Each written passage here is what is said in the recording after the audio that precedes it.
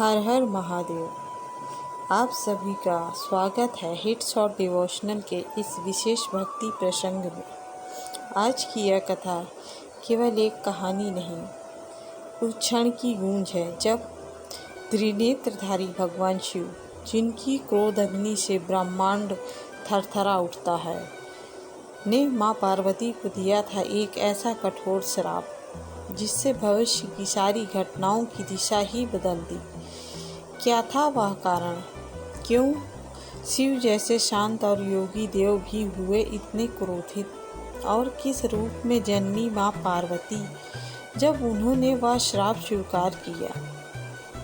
आज हम आपको सुनाने जा रहे हैं एक ऐसी लीला जो सिर्फ धर्म नहीं बल्कि प्रेम, बलिदान और आत्मबोध की कथा है।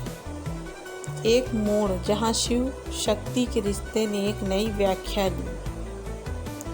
तो इस अलौकिक कथा को अंत तक सुनिए, क्योंकि अंत में हम बताएंगे वह गुप्त कारण जिससे जुड़ा है यह पूरा श्राप और उसका प्रभाव आज भी हमें कैसे प्रभावित करता है। भगवान शिव और माता पार्वती में अगाध प्रेम है, इसलिए इनकी जोड़ी को सबसे आदेश जोड़ी और प्रेम का प्रतीक माना जाता है।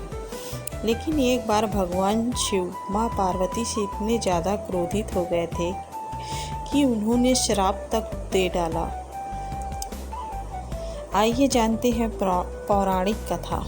भगवान शिव और माता पार्वती सबसे ज़्यादा पूजे जाने वाले देवी देवताओं में से आते हैं। माना जाता है माता पार्वती ने अनेकों कष्ट सहते हुए जन्मों तक कठोर तपस्या करके भगवान शिव को पति के रूप में पाया था।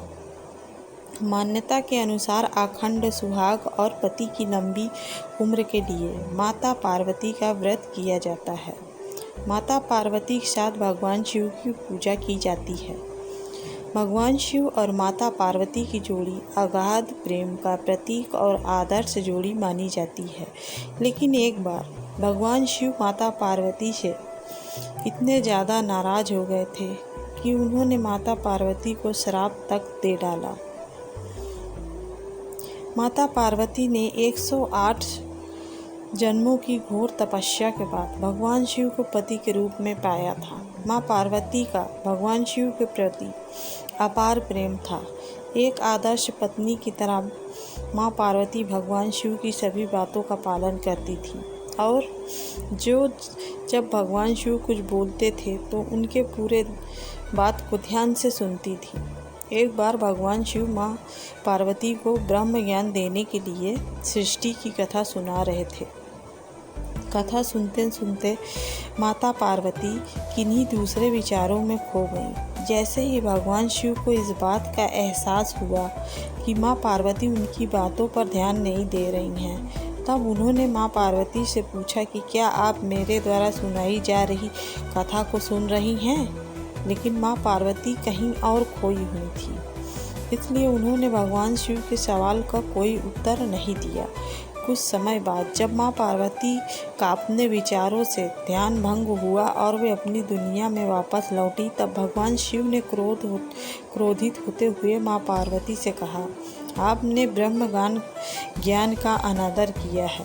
जब किसी से शिक्षा या ज्ञान लिया जाता है तब ध्यान भंग नहीं होना चाहिए, और अगर ऐसा होता है तो ये दंडनीय है। इसके बाद भगवान शिव ने दंड स्वरूप माँ पार्वती को श्राप दिया कि अब आपका जन्म किसी मछुआरे परिवार में होगा। माँ पार्वती को अपनी गलती का एहसास हुआ, पर तब तक बहुत देर हो चुकी थी और भगवान शिव उनको श्राप दे चुके थे। अब दुख में डूबी हुई माँ पार्वती मछुआरों के एक गांव में पहुंची। इस गांव के मुखिया की कोई संतान नहीं थी।